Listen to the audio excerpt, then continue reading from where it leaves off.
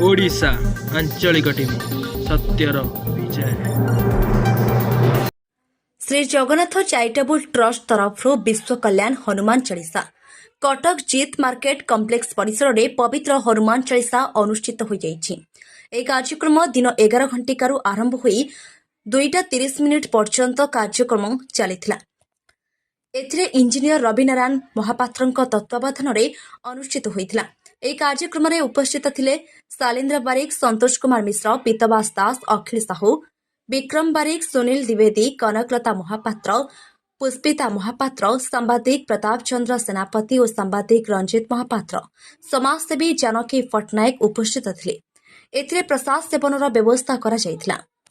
कटकरू Ranjit Mahapatra report, Odisha आंचलिक TV. Ravinarayan Mahapatra अखिल भारत हिंदू महासभार सभापति तथा Shri Jagannath charitable trust managing trustee आमर हरद्वार तैयारी होतिबा जगन्नाथ मंदिर कार्यक्रम आगेवा अर्थ पाई मंदिर अर्ध निर्माण अवस्था रही से मंदिर निर्माण कार्य आगे आम ये आज सांग मान सहित सी बंधु मिलन करी से कार्य संबंध में आलोचना करने हनुमान चालीसा आरंभ कराई। एथिरे वर्तमान सुधा प्राय 50 जन आसी आम संगे मिसिले। आउ किसी लोक बाटर अच्छा आसिक पहुँचे। आमर हिंदू महासभार प्रथम बैठक गत 9 तारीख दिन एठारे होता।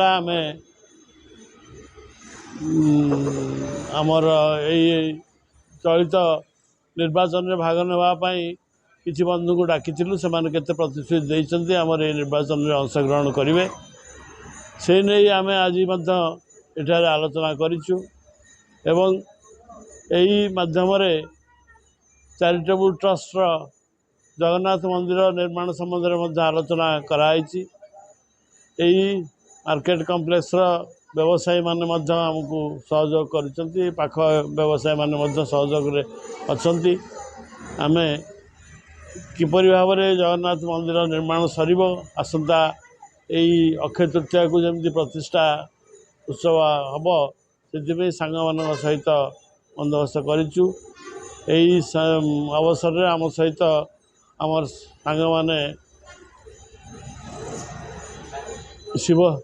शिवचरण सिन्हा एवं आमर यही संस्थार साधारण संपादक संतोष मिश्र, एठिकार बासिंदा व्यवसायी सुनील द्विवेदी एवं विक्रम परिड़ा इत्यादि आम संगे अच्छा। चिंटू एवं पीतवास दास एम सब आम सहित रही यही कार्य को परिचालना कर कार्य परिचालन अमित साहू, जानकी पट्टनायक एम सहयोग कर वर्तमान हनुमान चालीसा प्राय सरिवा अवस्था अच्छी। या पर भोजन व्यवस्था रही।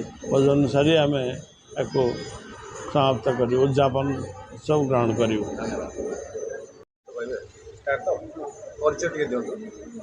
जय जगन्नाथ, जय हिंदू राष्ट्र।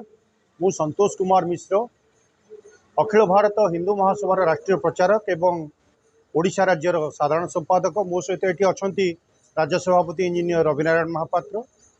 ये टिके पूर्व बाइट्रे से आपण से आमर हिंदू महासभा संपर्क में सम्यक सूचना देते एवं आज कार्यक्रम जहाँ श्री जगन्नाथ चैरिटेबल ट्रस्ट हरिद्वार तरफ से बाबद कही।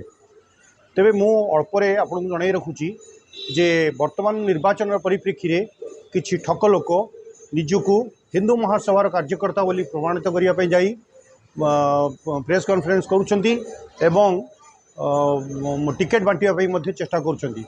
दयाकोरी आपण मान माध्यम आम जन दौचु जे से धूर्त लोक मान आम कोर्ट कचेरी को टाणीबू एवं यही निर्वाचन आम ऑलरेडी आमर जी अच्छा निर्वाचन आयुक्त पाखक ए संबंध में सूचना देचु एवं पुलिस आयुक्त को आमर कमिशनरेट माध्यम पुलिस आयुक्त को दिखाई एवं होम सेक्रेटरी विषय जन दि जाए। तेणु जदि ये कहीं निजक हिंदू महासभार कर्मकर्ता हबार प्रकाशित करी बा प्रमाणित करने चेष्टा कर काली कोर्टर द्वारस्थ हे। तेणु आपण मान माध्यम आम समस्त सूचित करुचु जो माने चेष्टा कर निर्वाचन लड़िया हिंदू महासभा तरफ से दयाकोरी इंजीनियर रविनारायण महापात्र बा संतोष कुमार मिश्र ये दिजन जी अधिकारी अच्छा ओडिशा राज्य में अखिल भारत हिंदू महासभार प्रतिनिधि से सहित संपर्क रक्षा करूँ। एवं आज जो कार्यक्रम होची से कार्यक्रम में एपर्यंत प्राय 50 रु ऊर्ध्व लोक आसी समावेशित हो सारे एवं खूब शीघ्र ये कार्यक्रम ये सर जाऊँगी। यापर प्रसाद सेवन व्यवस्था अच्छी प्रसाद सेवन पर समस्ते आज कार्यक्रम सांग करेंगे। धन्यवाद। मोना विक्रम कुमार बारिक और आमर रानीहाट आज कार्यक्रम आमर हरिद्वार जगन्नाथ मंदिर जगन्नाथ चेतना तरफ कराऊँगी। यार मुख्य उद्देश्य होची समस्त हिंदू समाज को एकत्रित करवा एवं गोटे भैव एवं चेतना समस्त मन में जमी आसव कि आम समस्ते सनातनी आमर जो धर्म अच्छी ये धर्म को आम आग को केमती बढ़ेवा आग को केमती समस्त को आम यही चेतना मार्ग में नवा से यार कार्यक्रम मूल लक्ष्य। तेणु आज जो हनुमान चालीसा कराऊँगी समस्त बंधु समस्त कटकर समस्त हिंदू समाज को आम एकत्रित कर एकत्रित कराइछु एवं आम हनुमान चालीसा सरिबा परे प्रसाद सब